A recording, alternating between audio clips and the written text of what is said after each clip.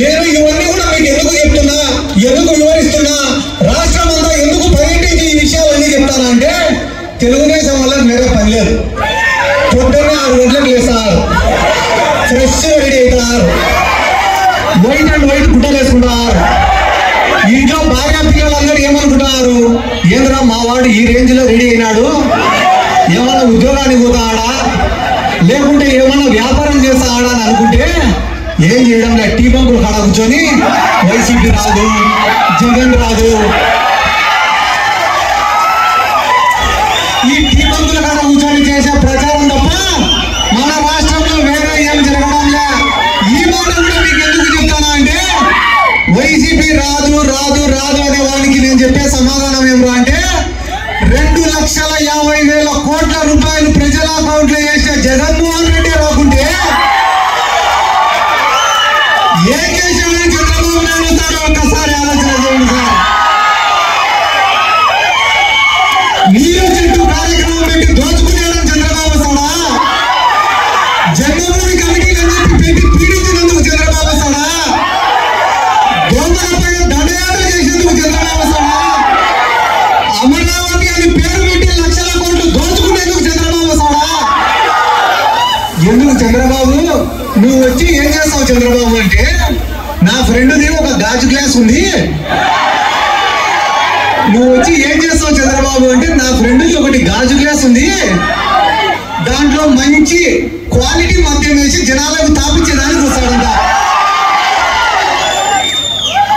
నేను చెప్పుకుంటే పోతే కదా నేను ఏదో మా సార్ను మా వైఎస్ఆర్ కాంగ్రెస్ పార్టీను పొగడాలని చెప్పి నేను చెప్పడంలే. నేను మొన్ననే ఒక ఊరికి పోయినా, ఏమన్నా మీ గ్రామంలో ఏం అభివృద్ధి చెందింది అంటే రెండు సచివాలయాలు అంటే 2 పంచాయతీలు ఉంది గ్రామం. పోయి అడిగినా 2 సచివాలయాలు, 2 ఆర్బీకేలు, 2 హెల్త్ సెంటర్లు, ఒక మినీ గోడౌను, 300 మందికి ఇంటి పట్టాలు, నాడు నేడు కింద స్కూలు, ఒక ఎక్స్ట్రా క్లాస్ రూము, ఎన్ఆర్ఈజిఎస్ కింద వర్కులు, గడప గడప కింద వర్కులు, ఎంపీపీ ల్యాడ్స్, ఎంపీ ల్యాడ్స్, కొందరు సర్పంచ్ నిధులు, ఇవి కాకుండా 27 కోట్లు సంక్షేమాలు. నేను చెప్పినది ఒక గ్రామం కదనే. ఇటువంటి గ్రామ పంచాయతీలు రాష్ట్ర వ్యాప్తంగా 15,000 ఉన్నాయి. ప్రతి గ్రామ పంచాయతీకి ఇదే రకమైన అభివృద్ధి సంక్షేమం జరిగింది. ఇట్లాంటి ముఖ్యమంత్రి ప్రపంచంలో ఎక్కడైనా ఉండాలంటే వాళ్ళకే ఓటేయండి. మేమైతే అడగం, ఓటు అనేది అడగాల తప్ప అడుక్కోవాల్సిన అవసరం లేదు. ఈరోజు నిన్ననే మా ఊర్లో కూడా నేను పోయినా అన్న. మా ఊర్లో పోయేటప్పటికీ తెలుగుదేశం వాళ్ళ బ్యానర్లు బాగా కట్టినారు, పెద్ద పెద్దవి.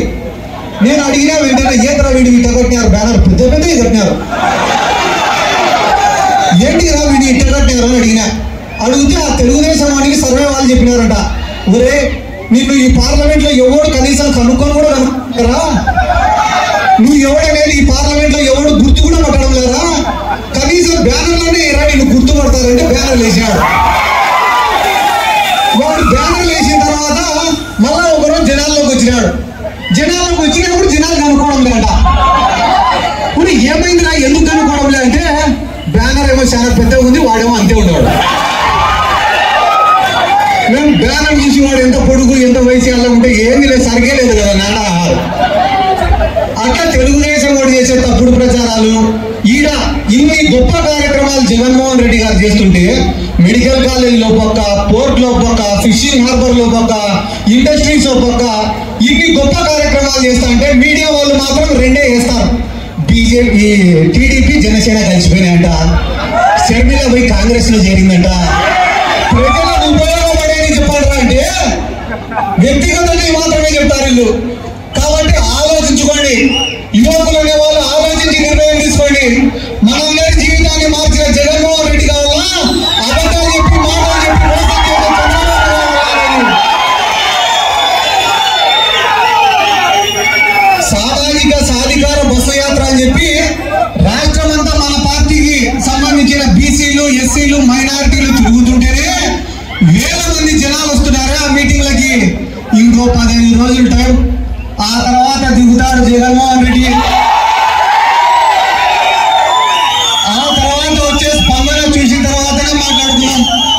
నేను కూడా ఎందుకు మా శివన్న పిలిచిన ప్రతిసారి ఆలోచన చేయకుండా వస్తా అంటే నా మనసుకు దగ్గరైన వ్యక్తి. నేను కొంతమందిని అనుకుంటా, ఏమని అనుకుంటా, మా కర్నూలు హఫీజ్ అన్న కానీ, లేకుంటే మచిలీపట్నంలో పేర్ని గిట్టు కానీ, మా శివన్న కానీ, అంటే నేను వైఎస్ఆర్ కాంగ్రెస్ పార్టీలో ఉంటా, జగన్ సార్ అభిమాని కాబట్టి 175 గెలిచాలని కోరుకుంటా. కానీ దాంట్లో కూడా ముఖ్యంగా మీలాంటి వాళ్ళు గెలిచాలని కోరుకుంటున్నా. నియోజకవర్గం భారీ మెజార్టీతో గెలిచాలని నేను ఎట్లయితే కోరుకుంటానో అంతే మనస్ఫూర్తిగా ఎటువంటి కల్మషం లేకుండా ఆ దేవుడిని ప్రార్థిస్తానన్నా మీరు భారీ మెజార్టీతో గెలిచాలి. ఇక్కడ దర్శి నియోజకవర్గంలో మాకు గెలుపోవడంలో పైన పెద్దగా ఆలోచన లేదన్నా. మా బెట్టింగ్ అంతా కూడా మెజార్టీ పోయింది.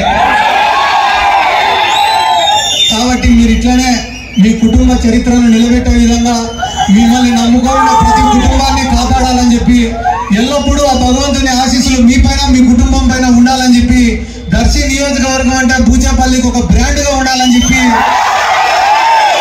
మనస్ఫూర్తిగా కోరుకుంటూ, ఇంత ప్రేమగా ఇంత అభిమానంగా నాకు స్వాగతం పలికిన యువకులకు కానీ, పెద్దలకు కానీ, మహిళలకు కానీ పేరు పేరున నా శిరస్సు వచ్చి నమస్కారాలు తెలియజేసుకుంటూ సెలవు తీసుకుంటాను.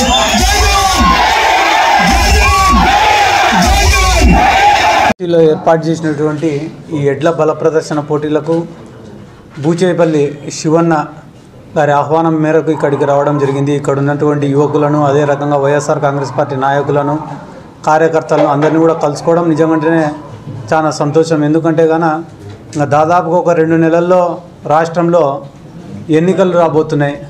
కాబట్టి రాజకీయ వాతావరణం అనేది రాష్ట్రంలో వేడెక్కుతుంది.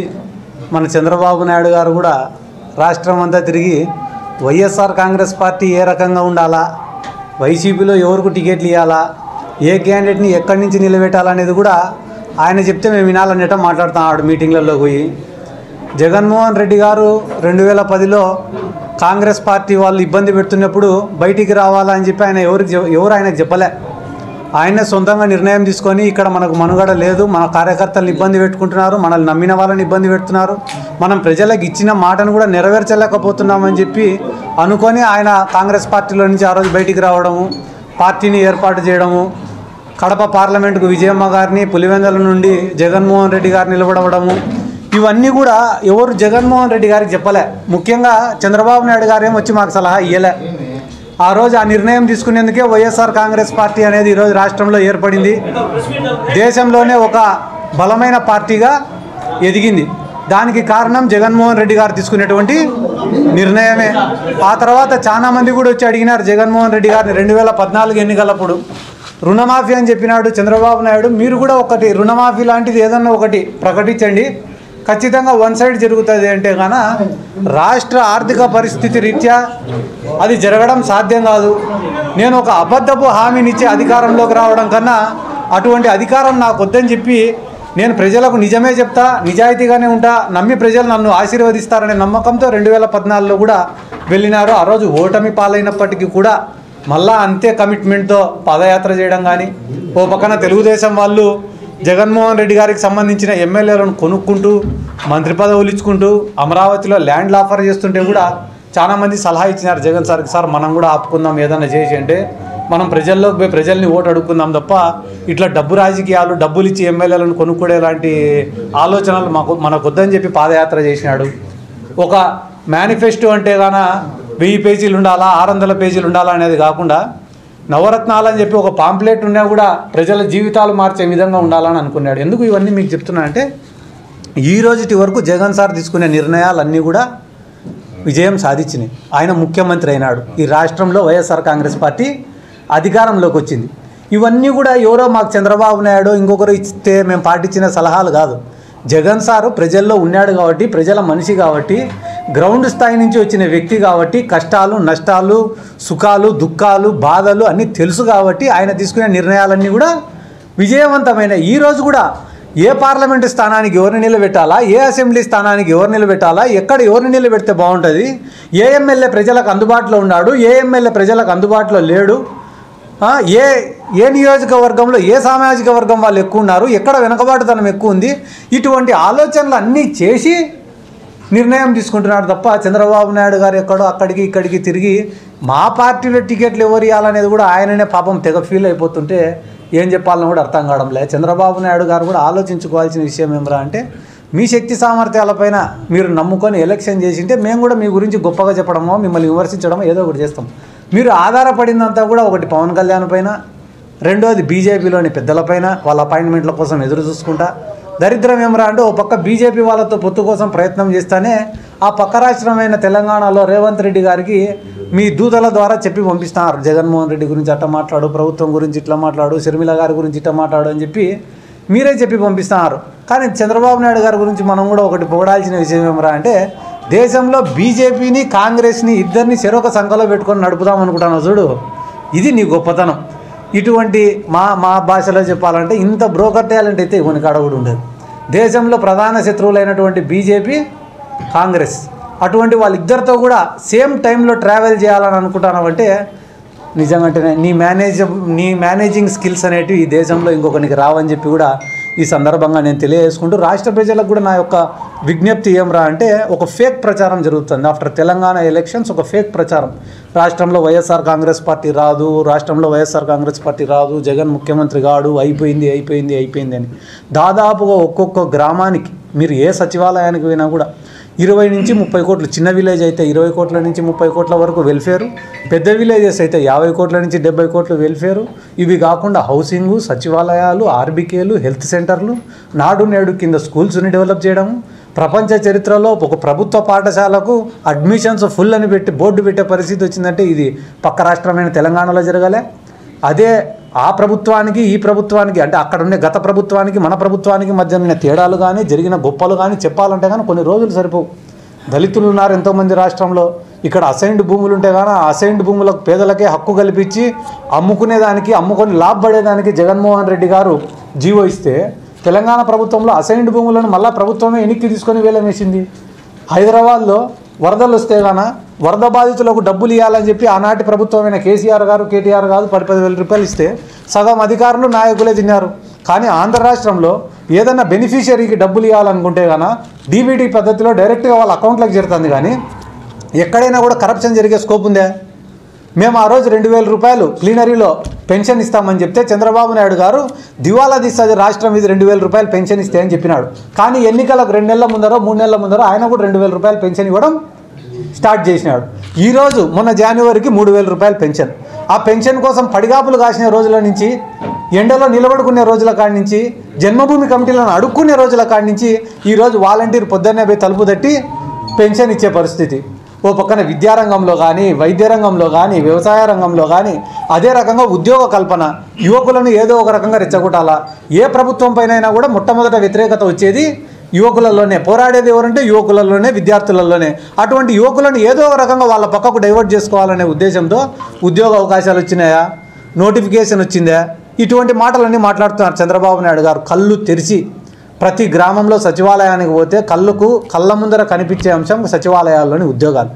1,25,000 మందికి సచివాలయాల్లో బేసింగ్ ఆన్ మెరిట్ వాళ్ళకు ఉద్యోగాలు ఇస్తే ఈరోజు ఒక్కొక్కరికి జీతం 28,000 రూపాయలు ఇస్తుంటే ఏ రకంగా చంద్రబాబు నాయుడు గారు మీ మొత్తం టెన్యూర్లో పర్మనెంట్ ఉద్యోగాలు ఎన్ని ఇచ్చినారు మీరు?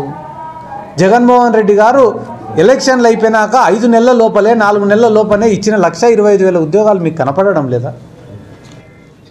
ఏ ప్రభుత్వానికైనా కూడా 5 సంవత్సరాలలో ఆ గవర్నమెంట్ యొక్క శక్తి సామర్థ్యాలను నిరూపించుకోవాలంటే ఈ ప్రభుత్వం ఏ ప్రభుత్వానికైనా కూడా చాలా కఠినమైన టార్గెట్, కఠినమైన పరీక్ష.